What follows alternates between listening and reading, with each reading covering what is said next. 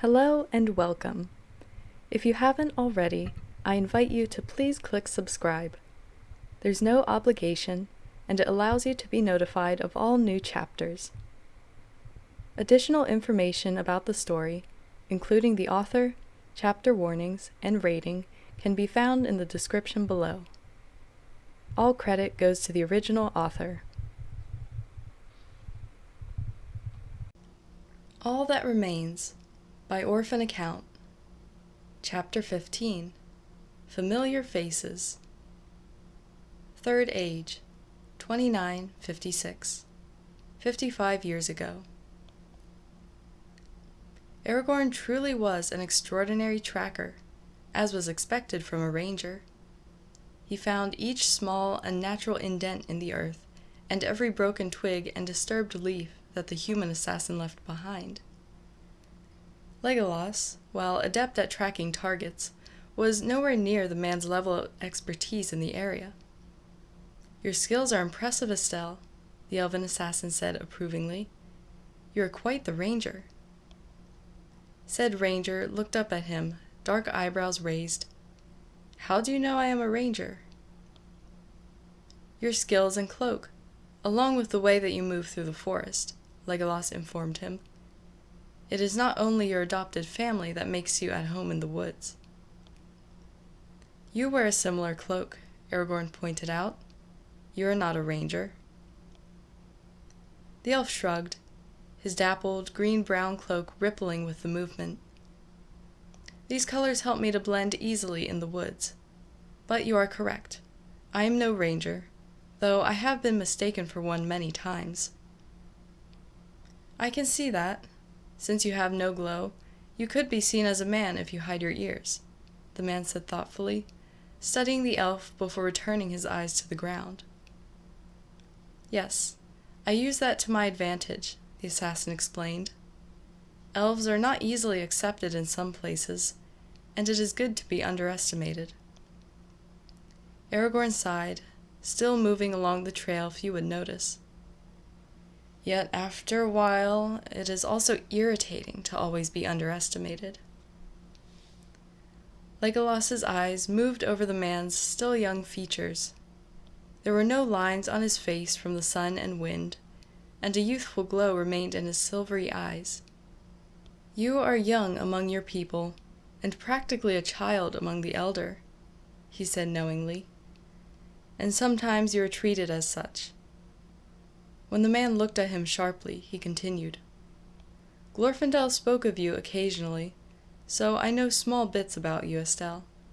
I have also interacted with many men, and know that they can find family to be overprotective as they grow older."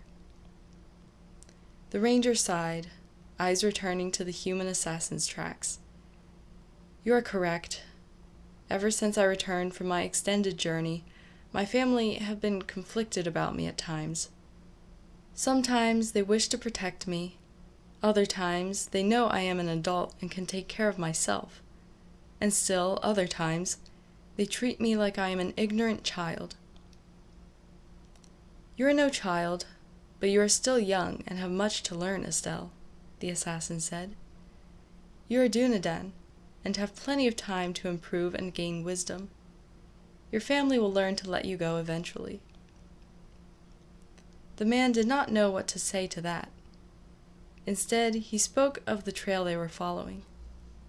"We should catch up to him soon, before he can get to the palace." Legolas closed his eyes, concentrating, and felt a vague presence nearby. "You are correct. He is close." Surprise crossed Aragorn's features. "You can sense him?" "Siren taught me how to sense all creatures," Legolas explained shortly. "I must ask you to remain here while I take care of the assassin." The man bristled. "May I know why?" He gave the ranger a pointed glare. "I am quite sure that you do not have any weapons other than that dagger, which will not help in this fight." Aragorn grimaced. "What do you expect me to do, then?" Legolas pinned him with violet eyes. "Stay." He vanished into the forest before the man could respond. Aragorn did not move for exactly 2 seconds before he tracked the human assassin once more. He knew that he would not be able to help much in the fight, but he was not about to let Esgil face an assassin alone. If the Witch King had sent the man after the Elven King, that meant that the assassin was a dangerous fighter, one that had most likely been hand-picked by Sauron himself. The ranger did not know if the elf could handle such an enemy. If he could, Aragorn would stay out of the fight, but if not, he would be there to assist Esgil. Aragorn knew his motives were more than a need to do something and refusing to sit by and wait. He found himself caring for the strange elf he had just met, though he did not quite know why. Ever since discovering his heritage, Aragorn was slow to make and trust friends and allies. Yet here he was in the forest, going after a mysterious elf he had just met, to assist him against an assassin that would kill him if he ever discovered that he was Isildur's heir. Helpful, courageous, and genuine he might be, Aragorn still was not the type to interfere in the battles of others. But he found that he could not stay in the woods and wait for the victor to emerge from the battle between Esgil and the Witch King's assassin. He had to make sure that the elf was going to be all right. He just had to. Perhaps it was because Esgil was the hidden guardian that Aragorn found himself trusting and caring for the elf so thoroughly. Or maybe it was because the elf's selfless nature in general.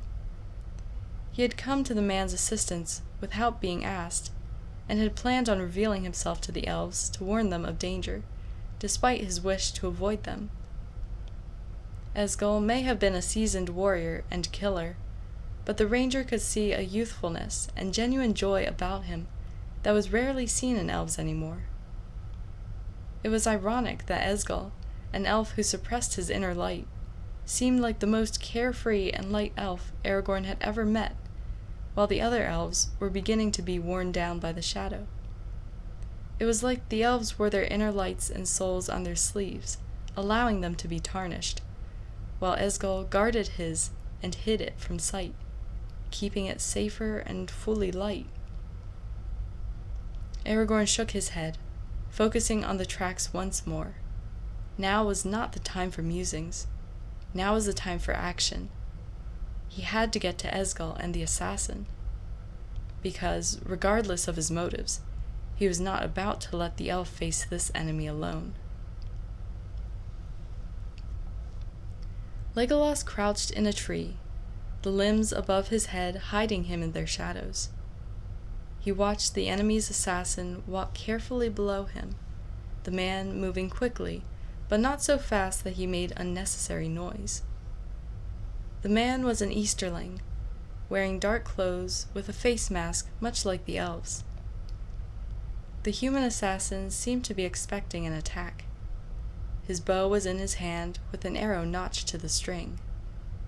The violet-eyed assassin watched his movements carefully, noting every hidden weapon he spotted as the man's clothes pressed against his skin. Sword, throwing knives, garrote, bow and arrows, shuriken.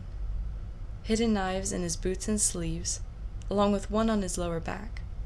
A small vial in his chest pocket, most likely filled with poison. The elf put an arrow to his bow, sighting along the shaft. He pulled back, prepared to release the arrow. A glint caught his eye, and he paused.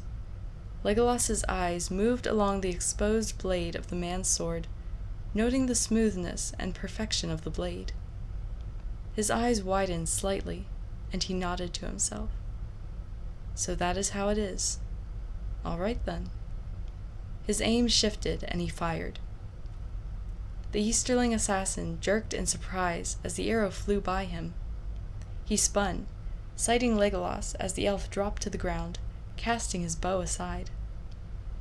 The other assassin raised his own bow, only to discover the string had been sliced in two. He stiffened, staring at it, then threw the useless weapon away, facing the elf. Violet eyes met dark brown, and the Easterling nodded once in understanding. Legolas lunged, but the other assassin leapt backwards, avoiding his strike. The elf followed the move, stepping forward and stabbing at the man's throat. The other assassin dodged, hand flexing as a weapon fell into his palm. Legolas expected the move and avoided the throwing knife, stepping out of the weapon's path. The Easterling dashed forward, throwing several shuriken as he ran. Legolas dodged the throwing stars, blocking a few that came close to him, and let his enemy come. The other assassin leapt at him, sword unsheathed. Legolas dodged his swings, leaning backwards to avoid a sweeping slash. He went on the offensive, stabbing at the other assassin with quick, rapid thrusts. The man evaded and blocked the first few attacks, but one sharp blade made it past his defense, slicing his arm. The Easterling cursed and jumped back, reasserting himself before springing back into the fight. The elf evaded a stab and blocked a blow aimed at his right side. He felt a small pinch in his right arm and felt it go numb. Before his dagger fell from his numb fingers, he twisted to the side out of the path of the Easterling's sword. He delivered a harsh blow to the man's shoulder, his blade sinking in up to the hilt. The man cried out and stumbled away, Legolas's knife still in his arm. The elf took the momentary respite to press a point on his own shoulder, negating the pressure point the other assassin had used, and sending a bolt of pain up his arm in the process. The violet-eyed assassin ignored the prickling pain in his limb and re-engaged his enemy, not giving him time to recover. He pulled his weapon from the man's shoulder, shifting sideways as the other tried to stab him once more. As the man's arm went past him, Legolas cut his sword hand, fingers slipping into the other assassin's sleeve to deftly retrieve the garrote kept there. The human dropped his sword, blood dripping down his fingers. Ignoring the pain, he unsheathed the knives in his sleeves. A sharp blow sent the elf's remaining dagger flying. Legolas ducked and twisted, avoiding the blades. He hit the other assassin in the left forearm, using the same pressure point the man had used on him, and slammed his closed fist into the man's other hand. There was a low crunching sound as the Easterling's hand broke, the knife slipping from his hold and falling to the ground. The elf moved behind the man, slipping the garrote over the other's head, tightening it. The enemy's assassin choked, panic quickly settling in as his air was cut off. He thrashed, but the elf held him firmly, standing behind the man. A kick to the back of the man's knee forced him to kneel, and Legolas gripped the man's head, twisting. With a snap as loud as a lightning strike in the silence, the man's neck broke, his death so quick it was unlikely that he even felt any pain. The victor gently lowered his deceased enemy to the ground, laying him straight before standing. The elf looked down at his fallen enemy, an unreadable expression on his face. His thoughts were in turmoil, grimness, anger, and sadness flowing through him. That would have been me if the Witch King had succeeded in his plan, Legolas thought numbly. Except, no one would have been here to stop me, and I would have assassinated the Elven King. There was no doubt in his mind about this. If Sauron had not returned to the side of good, Legolas would have been raised like the Witch King wanted, and would have become the Hand of Sauron. Sauron still would have trained him to the best of his ability, so Legolas would have had the same skills as he did now, but only using them for a much darker purpose. Legolas shoved the what-ifs from his mind. There were no benefits from thinking about what might have been if things had turned out differently. Legolas turned and picked up his knives and bow. He sensed the person hiding in the trees and sighed. "You saw all of that, I presume?" Aragorn emerged from the foliage cautiously. "I came to see if you needed help."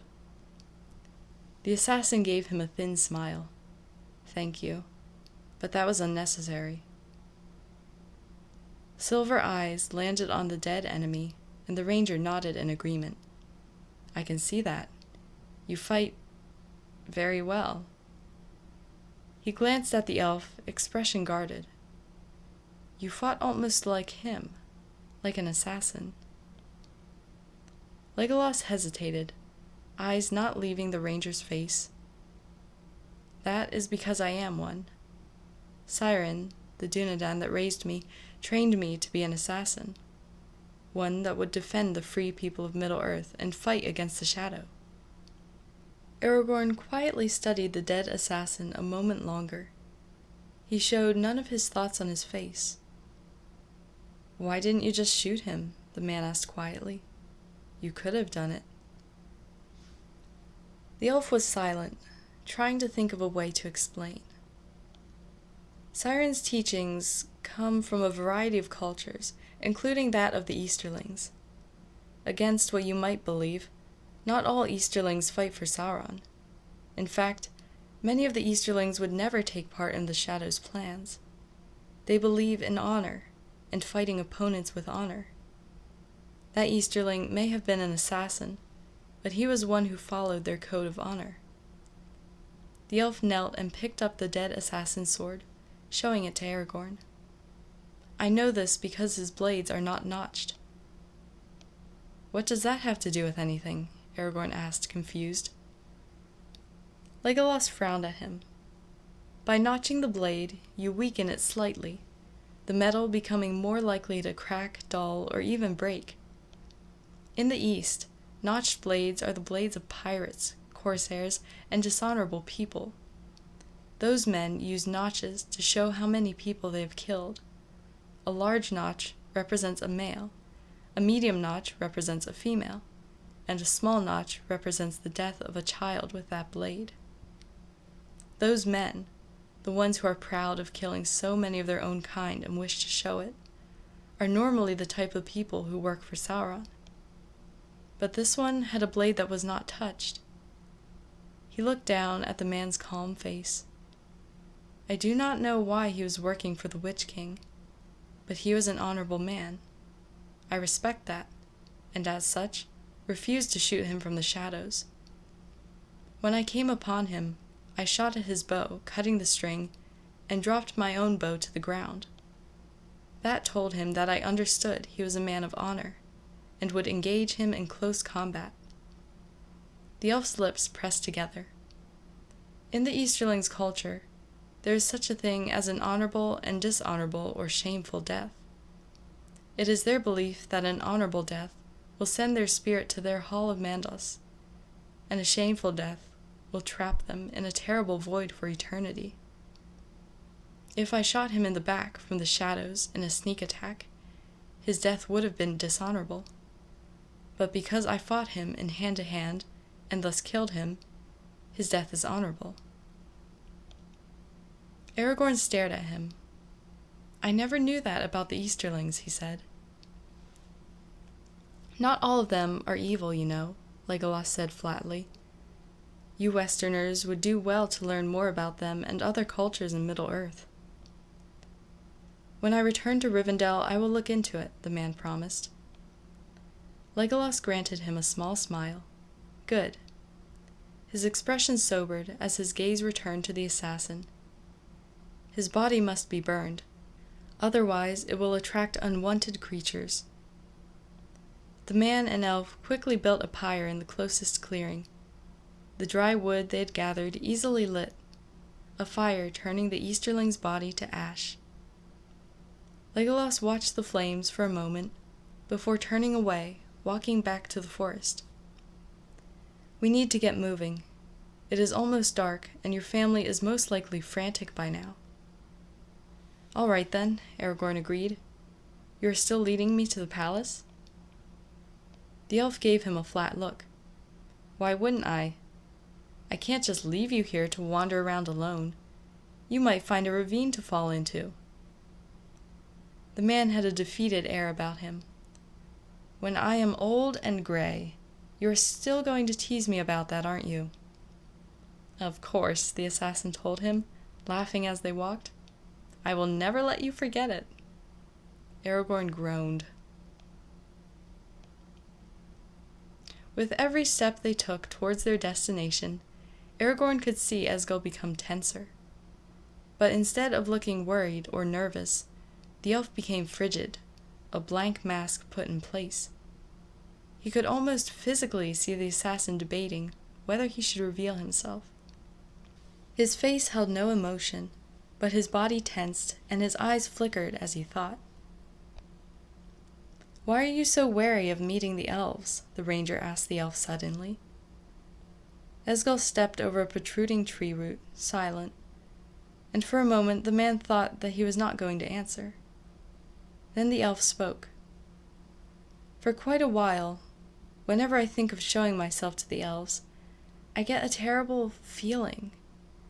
It is like my instincts are screaming at me to stay away from the elves, for my own safety. It is as if by remaining hidden, I am keeping myself out of the sight of people who would do me harm." His brow creased. "I do not know or understand why I feel like that. I do not fear my kin, and I know that they are not my enemy. They are not allies of the shadow." At his words, Aragorn's thoughts flashed to Amalug. "I'm not too sure about that," the man muttered. "What are you talking about?" Esgil asked sharply. The man twitched and cursed himself for forgetting about elves' sensitive hearing. "Nothing important," he said hastily. Esgil gave him a disbelieving look, but did not press him for the truth. He led the ranger along a trail that only he could see, the elf finding the easiest path through the forest towards their destination. Slowly, the trees grew brighter, their leaves turning from almost black into a much healthier emerald shade. The tension and heaviness left the air, relieving Aragorn like a breath of cool breeze. They were in the light part of Mirkwood now, the parts of the forest closest to the palace and still resisting the encompassing darkness. The elf stopped walking so abruptly that the man ran into his back. The man tensed, watching his companion with worry as Esgil turned to the left. His violet eyes narrowed, and he peered into the forest intently. Aragorn subconsciously touched the hilt of his dagger, his only remaining weapon, eyeing the seemingly calm forest around him. He had to remind himself that even though this part of Mirkwood was not as black and dreary as the parts drowned in shadow, it was still dangerous, and nowhere near as light as Rivendell remained. "What is it?" he asked softly, ready for enemies to leap at them from the foliage. Esgil was silent a moment, unmoving except for his eyes. Then he relaxed, though his gaze did not leave the direction he was facing. "Your brothers and another elf are over that way." Aragorn felt a rush of relief before he winced. "They must be returning to the palace after searching for me." He cringed at his own words. The ranger could just imagine the stress and guilt the twins were feeling right now. They had not found him, and were most likely blaming themselves for their failure. Eager to relieve the burden on his brothers' minds, Aragorn quickened his pace, running in the direction Esgil had indicated. Soon enough, the man could see 3 shapes moving through the forest. He recognized his brothers, but the third elf was a stranger, most likely a warrior of Mirkwood. "Eladan," the ranger called. "Elrohir." All 3 elves turned, their sharp eyes spotting him instantly, his movements negating any hiding effect his cloak may have had. "Estelle!" Elrohir cried, dismounting and running over to him. Eladan and the silver-haired warrior followed quickly. Elrohir closed the distance between them first, pulling his brother into a hug. "Are you all right?" he asked urgently, pulling back and scanning the man for any injuries. "I'm fine," Aragorn assured him. "Really," he insisted, as the twin continued checking him. Satisfied that the man truly was not hiding any injuries and was indeed fine, for once, Elrohir stood back and glared at the man. "We've been searching all over for you. We thought you had died." Now anger was overtaking the twin's tone, a scolding and peeved note entering his voice. "What were you thinking, not staying near the river? You could have run into a spider's nest. How did you even find your way here?" The ranger ignored the comment about his competency in traveling through Mirkwood, instead answering the last query. "I had help getting here," the ranger admitted. He glanced nervously at the trees where he knew Esgol was watching. Unless he had left already, Aragorn could not tell. Elrohir, Elladan, and Fael looked in the same direction as the man, confusion on their faces. "Esgol," the man called cautiously, "will you come out? These are my brothers, and—" He looked at the silver-haired elf apologetically. "Fael. My name is Fael," the silver-haired elf introduced, looking in the same direction as the man with curiosity in his eyes. In the forest, Legolas was motionless, watching the four peer in his direction while remaining hidden from their sight. The assassin remained quiet and did not answer Aragorn's call, debating with himself. A few steps, only a few steps, would bring him out into the open. A few steps would reveal him to 3 more elves he was nervous to meet. Legolas closed his eyes, uncertain, and suddenly realized that the feeling was not there. The instinct to remain hidden was absent, only natural nerves keeping him from moving. Confusion overcame the assassin for a moment. Why was the feeling not there?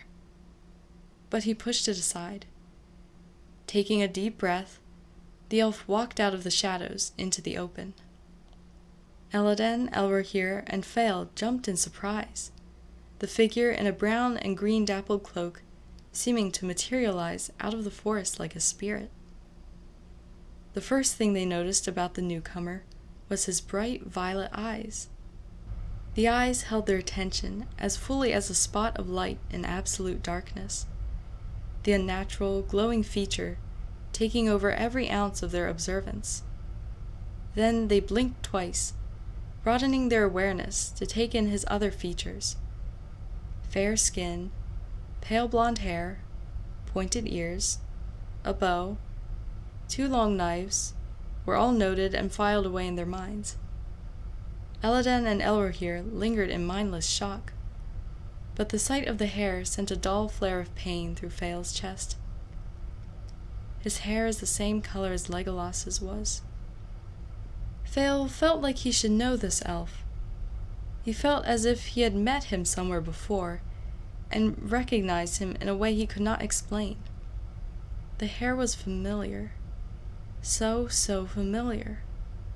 But the eyes, the bright violet eyes that the prince did not know were naturally silver blue, stayed in his mind. His grief was much too old for him to clutch at a connection like similar hair color.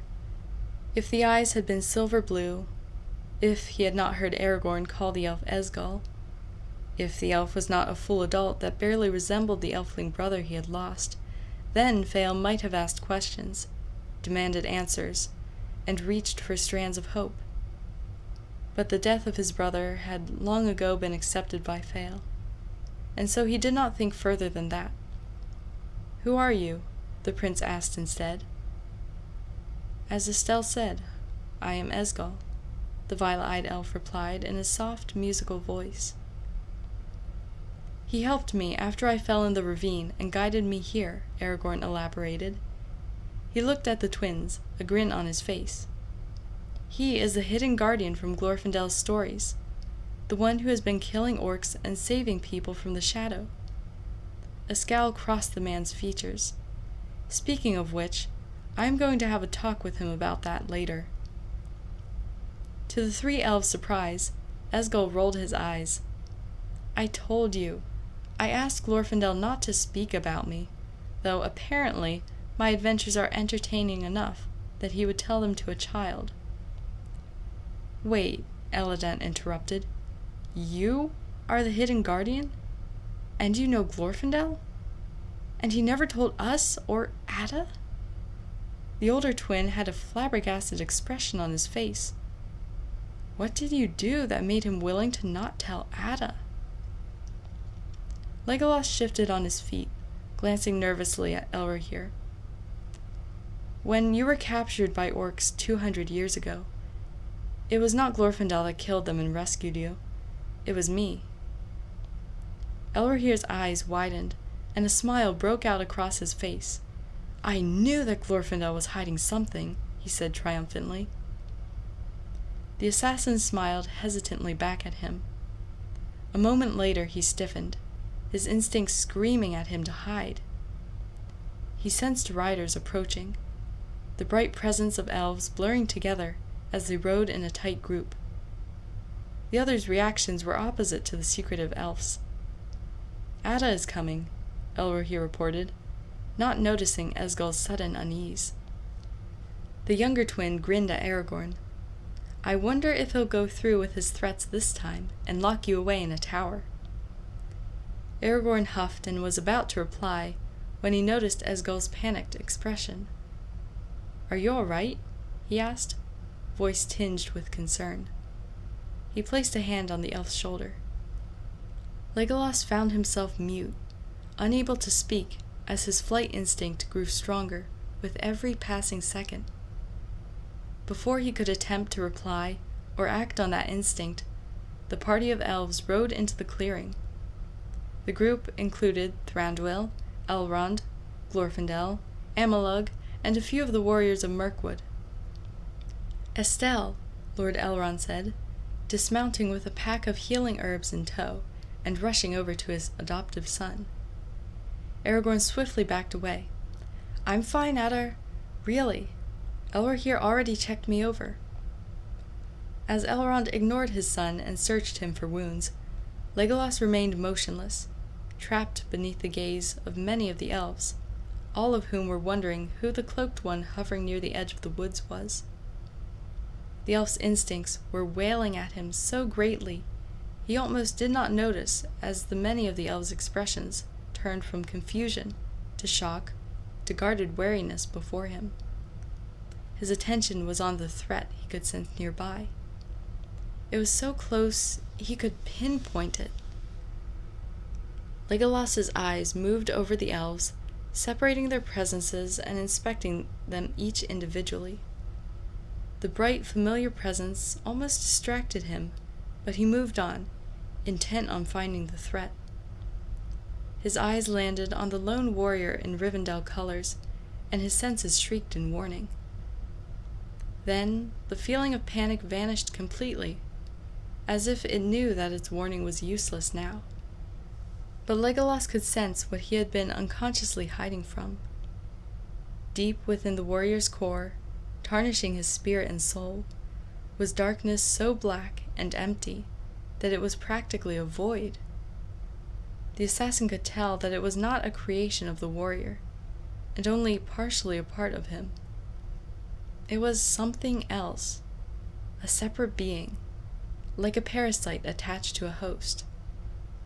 The warrior still glowed and showed no external signs of the darkness, but the violet-eyed elf could sense his tainted energy, as rancid and repulsive as rotting meat. How could the elves not sense this evil in their companion? Esgul. The sound of his name pulled Legolas from his disgust and horror. He calmed, focusing on what was going on around him once more. Aragorn was still being fussed over by Elrond, and now Glorfindel as well, the twins observing in amusement. The Mirkwood warriors and Amalug, however, were watching the stranger in their midst warily.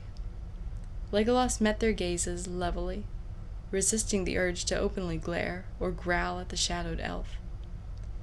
The assassin blinked twice, pushing all thoughts of Amalug from his mind, and looked at the one that had spoken, and almost reeling in shock. He knew the elf that stood beside Fael, knew and remembered him from the battle of the 5 armies, and knew but still forgot him from before. The golden hair and blue eyes were still sharp and recognizable, even when the elf was not covered in orc blood, and in the garb of a king rather than a warrior. He was the elf the assassin had saved in the battle. He was the one that Legolas knew but could not remember how. But the assassin recognized the elf in front of him in a different way, without even having to be introduced. Legolas could not believe it. He had saved the life of the Elven King. Like they had many years ago, violet eyes met blue. Both elves felt a connection between them, a deep knowledge that they should know each other more than they thought they did. Each recognized the other, but also did not. Their confusion and frustration, they could not figure out how they knew the other, remained hidden behind masks of serenity. Both were unable and unwilling to speak of this feeling, and so it festered, straining between them, but failing to truly reach them both. Esgil and the Elven King looked at each other, neither recognizing them for who they really were.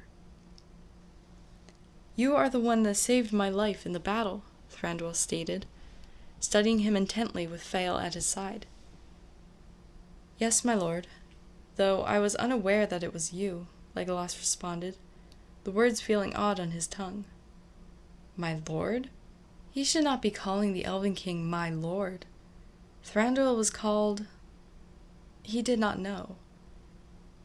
"Well, it is nice that we are properly being introduced at last," Thranduil replied, even as the bond he felt with the other rebelled against the formality in his voice. The Elven King was bewildered by his own feelings, just like he had been the last time he had seen Esgil. Esgil. Hidden. What an odd name for an elf. Yet that had been the name that the elf had given Fael, who in turn had told Thranduil when his father had inquired about the elf who stayed at the edge of the trees and studied them in silence. Thranduil only felt more conflicted now that he had seen his mysterious savior's features. The first thing he had noticed were the bright violet eyes. The second thing had been his hair. He had pale blonde hair. Hair so blonde it was almost white. Hair that was the exact shade that Legolas's had been. It was not only because of the unexplainable connection that Thranduil stared at Esgil. He took in the elf's features in careful detail. The hair was right. The eyes were wrong. The face shape, the nose, the mouth, were they right? It was so hard to tell between an elfling and an adult. Thranduil realized what he was doing and broke eye contact with Esgil, cursing himself. What was he doing, looking for similarities between this elf and the lost prince? "Stop that," the Elven King ordered himself sternly. "He cannot be Legolas. If he were, why would he tell us his name is Esgil? Why wouldn't he recognize me and his family? Besides, his eyes are violet, not the silver blue of my wife and son. I need to stop this. I cannot let myself grasp at empty air. Legolas is dead. Ay, valor. I thought that I had let go long ago." But apparently snippets of hope lingered. Curse his heart for being so desperate. Thranduil expected himself to be angry at Esgil for reminding him of his son, but all he felt was lingering sadness and bewilderment. The warriors, seeing their king's acceptance of the elf, relaxed, although Amalug remained unfriendly. However, all of them were staring at Legolas, making him uncomfortable. A hand landed on the violet-eyed elf's shoulder, and he looked up at Glorfindel, who smiled at him. "Thank you for keeping Estelle from hurting himself on the way here," he said lightly. "Lord Elrond and I were quite worried about him. He likes to fall off of things, you know." "I resent that," the human said loudly. Fael covered up a laugh with a snort, moving to stand beside the ranger. "From what the twins have told me in the hours since they arrived, you attract trouble like moths to a flame." A few of the elves laughed at Aragorn's expense, as the two began to argue good-naturedly, and, just like that, all attention was drawn away from Legolas. He had never felt more relieved. Glorfindel spoke quietly to the violet-eyed elf beside him. "I see that you finally decided to show yourself." "Yes," Legolas murmured. "I did not plan on it, though." The Balrog Slayer heard the tightness in his tone. His brow furrowed in concern. "Are you all right?" The assassin's gaze moved back to Amalug, who was still staring at him with dark eyes. "I am, and I am not. I will explain later," he said softly. It was then that he felt it. Another presence of evil was close by, so small that it was masked by the vileness of Amalug's shadow. It could easily be mistaken for the aura of an animal, if it did not reek of evil and darkness. Because this presence was not small, not really. It was merely hiding itself, not aiming for invisibility physically, but through the senses, keeping elves like Elrohir from detecting his presence. It was a special technique from the East, used by Legolas himself almost constantly, and much more efficiently. It was a technique used by assassins. The elf was moving before the thought fully registered, leaping for the Elven King. "No!" he shouted, shoving Thranduil aside. Both toppled to the ground, the arrow missing its target. It flew harmlessly into the trees. Ignoring the startled shouts around him, the elven assassin did not even pause, letting a throwing knife drop into his left palm. His arm whipped forward, and he released the weapon, the knife flying into the forest. There was a sharp gasp, followed by a low thud, and the wood elf knew he had hit his mark. He felt the assassin's life energy flicker before extinguishing, a void of black appearing where his soul had once resided. There was a beat of silence before Legolas spoke. "Don't just stand there. Make sure he's dead." A few of the warriors broke out of their stupor and ran into the foliage. "He is dead," one of them called, returning to the clearing and staring at Legolas with awe. "That knife you threw hit him right in the forehead."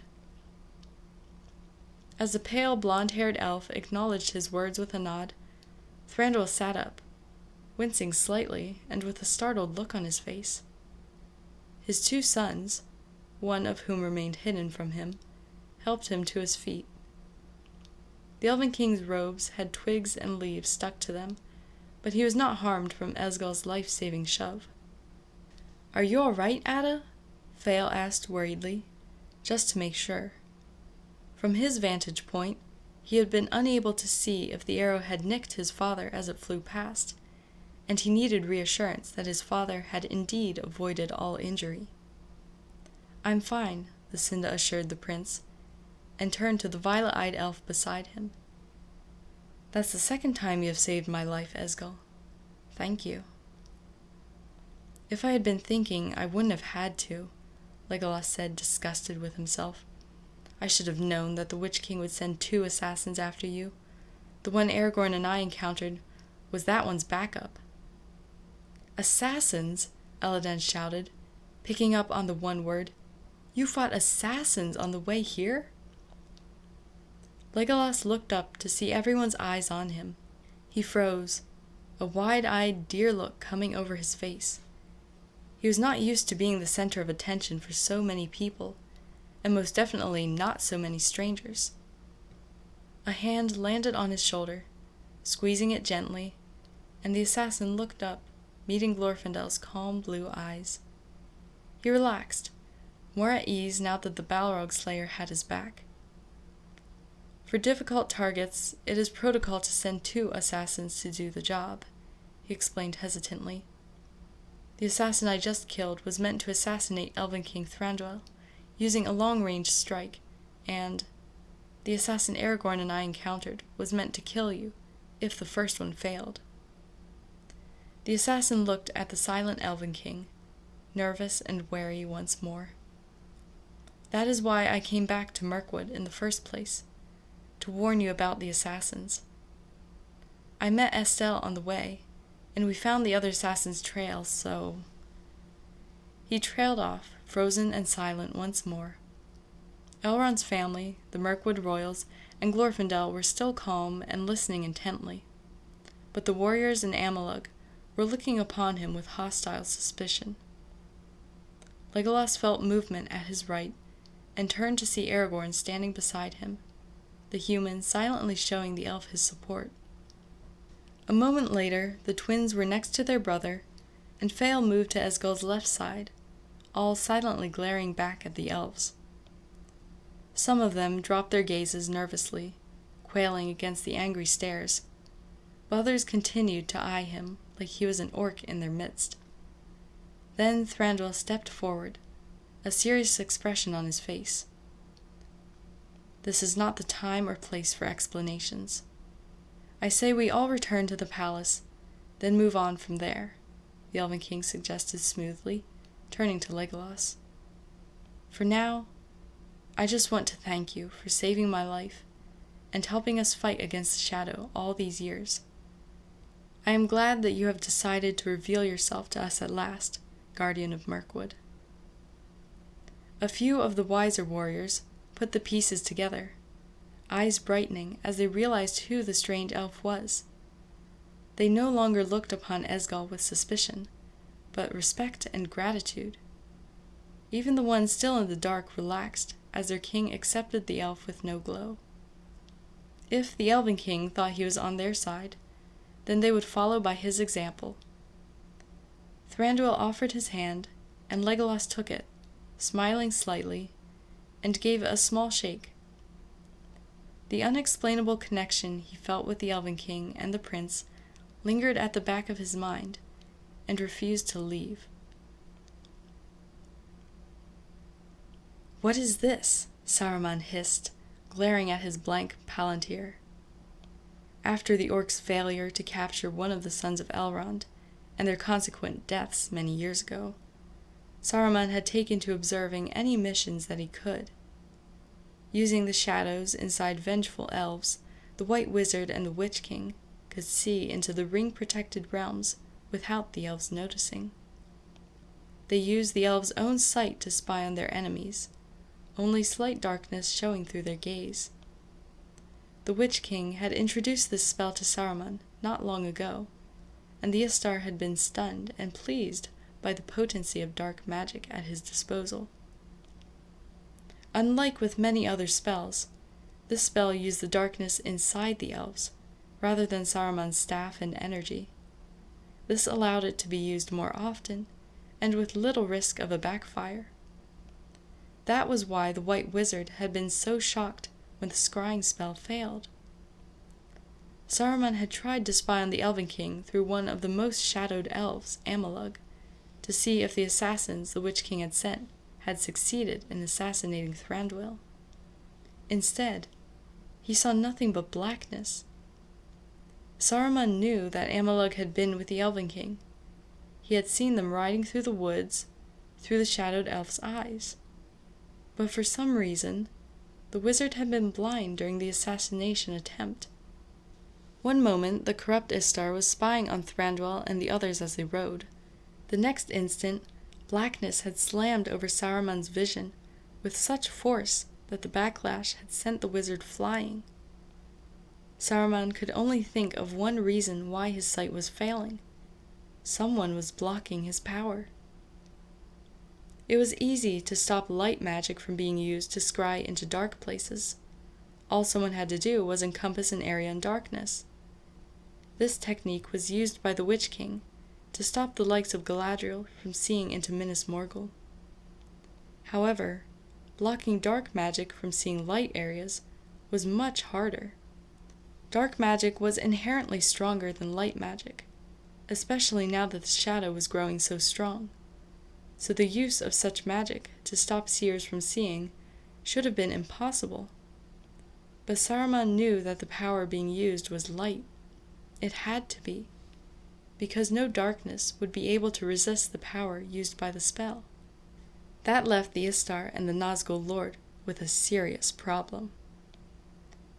Saruman let his hand hover over the palantir, closing his eyes as the black orb glowed with magic. "Witch King," he called mentally, I have discovered a possible threat to us." There was a moment of silence before the Nazgûl answered, voice hissing and raspy in the White Wizard's mind. "What threat do you speak of?" "I was observing the elves through a shadowed elf's eyes, when something blocked me from seeing what occurred," the Istar explained. "I became blind when Thranduil and his party entered a part of the forest, seeing nothing but blackness. I was unable to return to see what happened. I am still unable." There was a moment of silence on the Witch King's end. Then, in a low and angry voice, he spoke. "Someone is hiding the elves from our sight. How is this possible? None can hide from my master." Saruman did not inform the Ringwraith that that was what he had just said, and kept his annoyance that the Ringwraith had double-checked before believing the wizard to himself. As the Nazgûl's anger grew, the Istar began to become aware of something hidden at the back of the other's mind. Along with the Witch King, he sensed something else listening in on their conversation. It was a distant darkness at the back of the Nazgûl's mind, but so deep and evil that the wizard found himself unwilling to let his mind near it. He instinctively knew that whatever it was what allowed the scrying spell to work, and had created the shadows inside the elves like Amalug. Saruman had never felt such darkness before, and the presence of it chilled him. He had never noticed it lingering in any of his other conversations with the Witch King, but now that he was aware it existed, he knew it had always been there. How could he have not noticed before? The Witch King did not notice his ally's discomfort. "He is too powerful to let live," the Nazgûl growled. "Send the closest orcs to Mirkwood. We must find him, and he must be destroyed."